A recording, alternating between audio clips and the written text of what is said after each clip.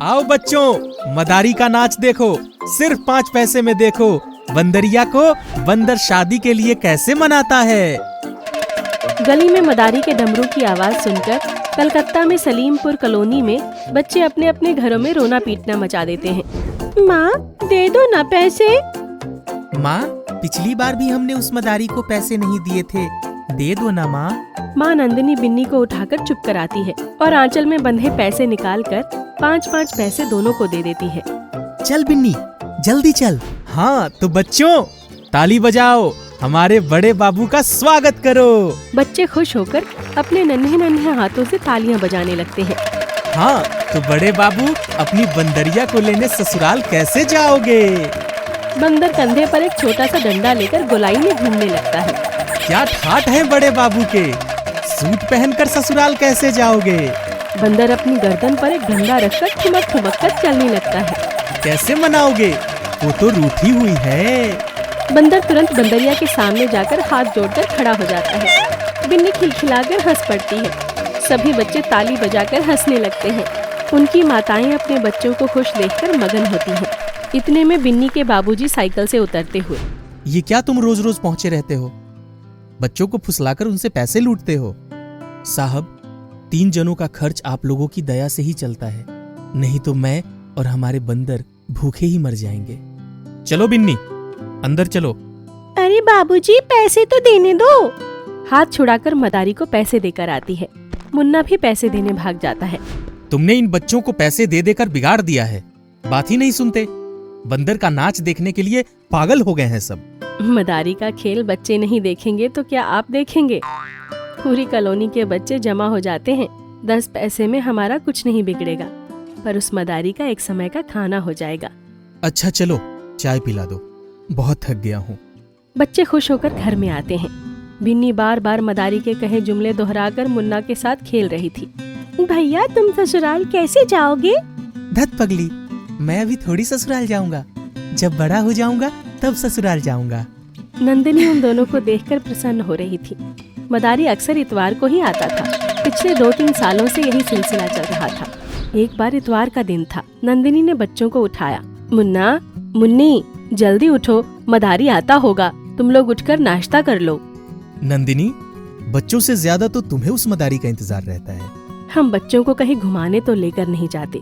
10 पैसे में दोनों बच्चे दुनिया जहान की खुशियाँ पाकर कितने प्रसन्न होते हैं, इसलिए मुझे बहुत अच्छा लगता है। बच्चे नाश्ता करके बाहर ही बैठकर खेलने लगे, पर मदारी का डमरू आज बजा ही नहीं। दोपहर से शाम हो गई। सभी बच्चे आते, झांक झांक कर चले जाते। निराश होकर बच्चे घर में आ गए। भैया, मदारी का बंदर ठीक होगा ना? और उसकी बंदरिया कैसे मटकती है? कहीं और चला गया होगा बिन्नी, चल हम कुछ और खेलते हैं। धीरे धीरे 2 इतवार बीत गए। मदारी नहीं आया। बच्चे हर इतवार को उसका इंतजार करते रहते। बाबूजी, उठिए ना, चलिए उस मदारी को ढूंढते हैं। कहीं बंदर बंदरिया को कुछ हो तो नहीं गया? जाओ अपनी माँ को ले जाओ, वही ढूंढ के लाएगी। नंदिनी सुन रही थी। आप तो कहते थे मुझे ही उसका इंतजार रहता है। अब बच्चों को मनाइए, मुझे बहुत काम है। बाबूजी, चलिए ना, वरना मैं खाना नहीं खाऊंगी। बिन्नी, चलो तुम्हें लेमन जूस दिलवा देता हूँ। नहीं बाबूजी, मैं कुछ नहीं खाऊंगी। बिन्नी ये कहकर मुंह फुलाकर बैठ जाती है। दोनों बच्चों की आंखों से लुढ़कते आंसुओं ने बाबूजी का दिल पिघला दिया। अच्छा चलो आंसू पोंछ लो, तुम कुछ खाओ, मैं जाकर देखता हूँ कहाँ गया मदारी का बच्चा। नंदिनी हल्की सी मुस्कान लिए अपने काम में लग गई। बाबूजी ने साइकिल उठाई और बाजार की तरफ चले गए। इधर उधर निगाहें दौड़ाई। अच्छी मुसीबत है, कहाँ से ढूंढ कर लाऊं? तभी उनकी नजर एक भिखारी पर पड़ी। दुर्बल काया, कमर झुकी हुई। उन्होंने पास जाकर देखा तो वो वही मदारी था। तुम और यहाँ? अब तुम्हारे बंदर बंदरिया कहाँ है? बाबूजी, बाबूजी, बंदर तो बहुत बीमार था और मर गया। उसके मरने के बाद बंदरिया, अकेले बंदरिया कैसे खेल दिखाएगी? दूसरे बंदर को लेकर आने के लिए पैसे कहाँ से लाऊं? उसकी हालत देखकर बाबूजी का मन द्रवित हो गया। इतने भी कठोर न थे वो। उठो यहाँ से और आज से कभी भीख मत मांगना। ये लो 20 रुपए, बंदर लेकर आओ और जाकर अपना खेल शुरू करो। साहब, बहुत बड़ा दिल है आपका।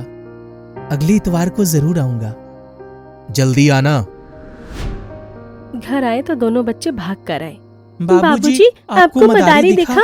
बाबूजी, बंदर बंदरिया मिल गए। तुम लोगों ने खाना खाया? चलो खाना खा लो, अगले इतवार को मदारी आएगा। क्यों बच्चों को बहला रहे हैं? अच्छा चलो, बच्चे मान गए ना? दूसरे इतवार को अचानक मदारी का डमरू बजा। बच्चे एक ही छलांग में बाहर दौड़ गए। बाहर जाकर देखा तो मदारी आकर अपना डेरा डम्मा जमा रहा था। तुम कहाँ चले गए थे? इतने दिनों से क्यों नहीं आए? मोटू बंदर कहाँ गया? तरह तरह के बाल सुलभ प्रश्नों की झड़ी लगा दी। बेटा, मोटू तो बहुत बीमार था और मर गया। दूसरे बंदर को लेकर आने में ही देर हो गई। अब फिर वो आने लगा था। बच्चे भी मदारी से काफी हिलमिल गए थे। नंदिनी अब जानबूझकर बच्चों को पैसे देने में टाल मटोल करने लगी। बच्चे बाबूजी से पैसा लेकर जाते थे। वो अब कुछ ना बोलते। दुर्गा पूजा का समय था। बच्चे पूजा देखने की तैयारी कर रहे थे। नंदिनी की तबीयत कुछ खराब थी। मैं तो न जा पाऊंगी, आप ही दिखा लाइए इन बच्चों को दुर्गा पूजा। मैं? अरे नहीं, मुझे काम करना है। रहने दो, कल चले जाएंगे।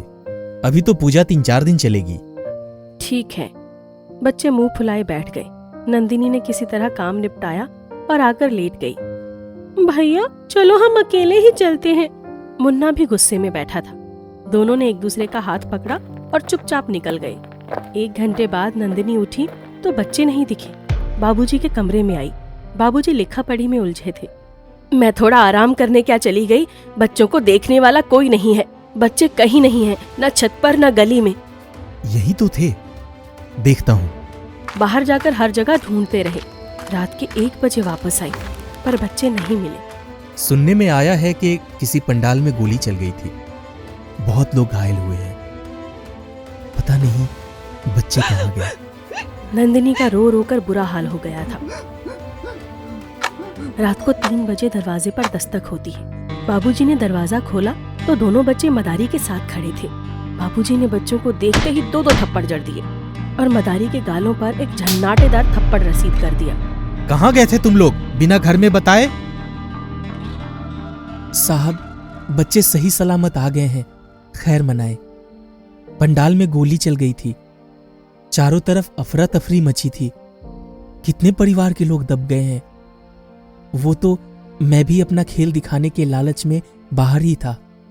बिन्नी ने इतनी जिद कर दी कि बंदरों को पेड़ से बांधकर इनके साथ ही चला गया था। किसी तरह इन्हें बचाकर लाने में सफल हुआ, वरना राम जाने क्या हुआ होता। बाबूजी मदारी का हाथ पकड़कर घर के भीतर ले आए। उन्होंने बच्चों को गले लगा लिया। मदारी से माफी मांगने और आंखें मिलाने का साहस नहीं कर पाए वो।